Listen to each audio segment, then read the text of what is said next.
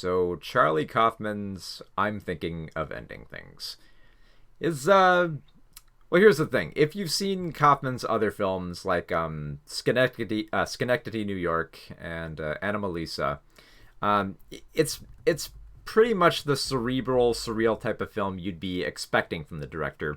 But in particular, I think it relates a lot more to Schenectady, New York, in that it's a lot more about the sort of like the passage of time and the contemplation of identity and death, which I feel like those two films have a lot in common. Also, what they have in common is that it doesn't offer easy answers. Like it leaves a lot ambiguous. That by the time you get to the third act of the film, it has a very unexpected crescendo that that a lot of people are not going to be expecting, and that's going to completely change your perspective on the film. So you have so you basically the film starts off with a relationship between two characters. You have Jesse Plemons playing Jake, and you have Jesse Buckley, who is playing the role of Lucy. And they've been a couple, and they're going out to visit Jake's parents out in the countryside. And when while they're going to visit her, we get a lot of Lucy's internal monologue, which is basically saying that she's kind of like drifted apart from Jake, and she's not sure she really wants to continue the relationship. But things start turning a little bit more weird. Like we spend a lot of time with them in the car. We get to know them. We get to see their back and forth where they connect a little bit here and there, but like there's a bit of a void between them as well that only kind of comes out in bits and pieces, but you can kind of see where their relationship is taking like not huge crumbles, but like bits and pieces of it are starting to come down. And then once we get to Jake's house, through a very slow reveal, things start turning very weird. Like Jake's parents are played by Tony Collette and David Thewlis, who David Thewlis, between this and Fargo, it's like he's going to be cast in American films that are set in the Midwest, and he's just not going to do a Midwest accent, which is fine. I mean, look, if he can't do it, then he can't do it. Whatever, as long as he puts in a good performance, and he kind of does here. And David and Tony, they do really well here as Jake's parents, who are kind of like prodding, but also like charming, but also very pushing and like demasculating to Jake as well. So fairly predictable parents, but the more that they talk, the more like Lucy's creeped out by this.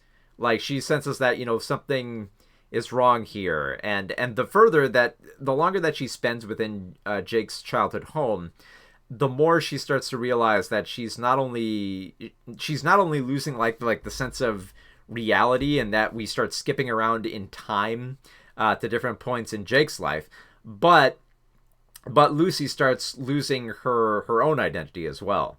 Like she starts out as Lucy, and then other characters start calling her Louisa or Lucia, or I think at one point she's called like Amos or something. So she starts losing her identity, and it's not just her name either. Like there are several points in the film where the conversation will change her profession, or change where they met, or change what she's studying.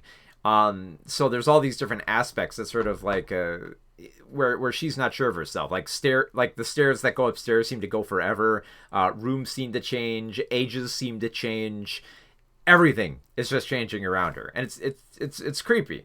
But what's even more creepy is like if you pay attention, there's like little Easter eggs here and there that kind of give us little clues as to where this film is leading towards, and who's actually like a figment of someone's particular imagination, and who's being contorted within that ideal.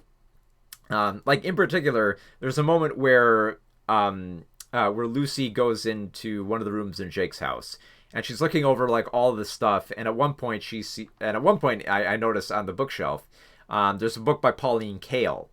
And then later in the film, when she's back in the car with Jake, like her voice completely changes, and she basically resorts to reciting a review pretty much like it feels like it's recited verbatim of Pauline Kael's movie reviews, which talk about which talk a little bit about like feminism in film.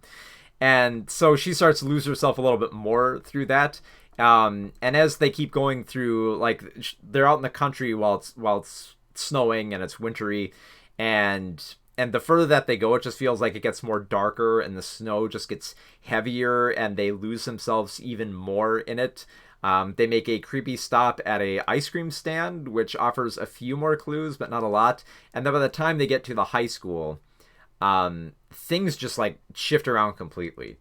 Like I said, similar to Schenectady, New York, this film does not give you any easy answers. It doesn't give you like very firm affirmations about what it's talking about. There's a few allusions here and there, like a lot of theories on this is that the film is centrally focusing on suicide, either suicide or the acceptance of death, in how it sort of like shifts from characters, and how it shifts like character perspectives towards the end here, and where it's leading towards, and how it sort of has this this acceptance of like the cold and the dark as it grows like bigger throughout the film.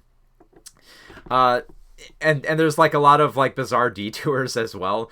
Like at one point the film will start cutting out of the car and the household to just focus on the high school, where we focus on a janitor. And at one point the janitor is watching a romantic comedy about a vegan barista, and it's so it's bizarre in that it doesn't really feel fitting for a Kaufman film. And it ends saying it was directed by Robert Zemeckis, just kind of like kind of like a shot across the bow there, but it's like, wow, that's bizarre. There's a lot of like the ice cream stand also has a lot of bizarre sequences here. There's an animated sequence in here as well towards the end that relates to the nature of nostalgia and wanting to go back when it feels all you can do is go forward. Even though, in a sense, from what the film seems to illustrate, is that going forward also has a bit of nostalgia to it, because it feels like, like a return to nothingness almost.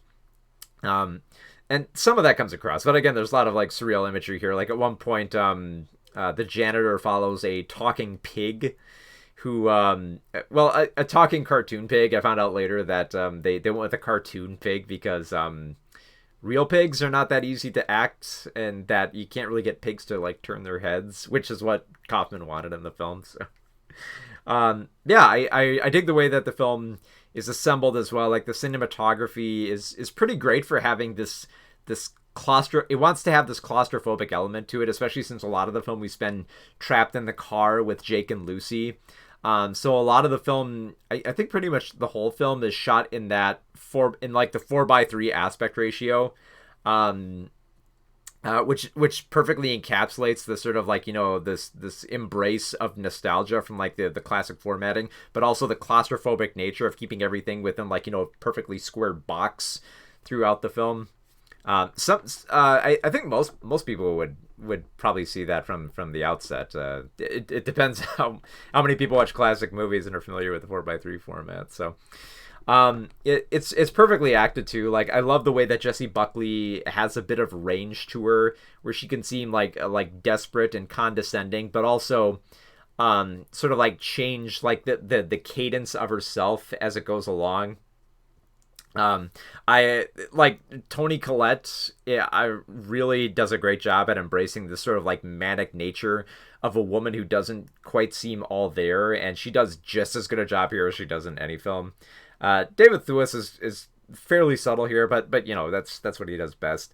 And Jesse Plemons is that perfect encapsulation of that person who always feels a little bit awkward talking to, but tries to put the best foot forward, but also has this air of creepiness to him. Like Jesse Plemons is he gets cast in a lot of antagonistic roles, but like he's perfectly suited for like a lot of these for roles where he's meant to be more creepy. I would almost like to see him do a horror film where he's like the slasher villain, because that would seem like, I mean, if like, especially since he puts on that gaze in in that the dark comedy Game Night.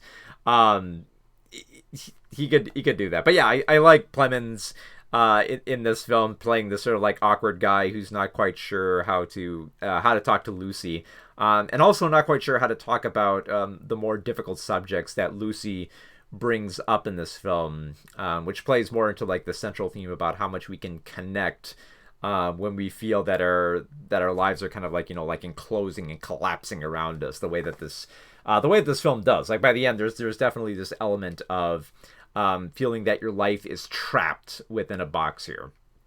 And I love that. I love that the ending is mostly ambiguous. It seems like the whole focus on death is pretty present here. It's not as vocal, I think, as it was in Schenectady, New York, but it's pretty close in that it sets up a lot of these unorthodox and pretty much unexpected scenes that doesn't offer easy answers, and sort of like leaves a lot of it up to the audience to decide where this film is going and what exactly it's trying to say about both relationships and time and coming home and death.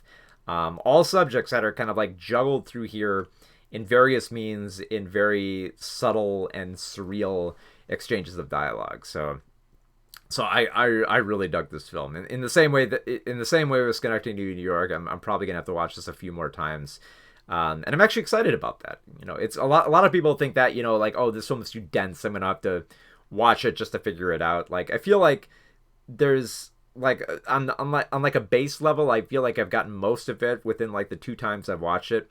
But I feel like if I watch it maybe a few more times, I might see a little bit more within there. It feels like I like the fact that there are unanswered questions here, and that it sort of like begs like the viewer to sort of like be an active participant within this narrative. So yeah, I really enjoyed I'm Thinking of Ending Things. So for I'm Thinking of Ending Things, 4.5 out of 5 stars.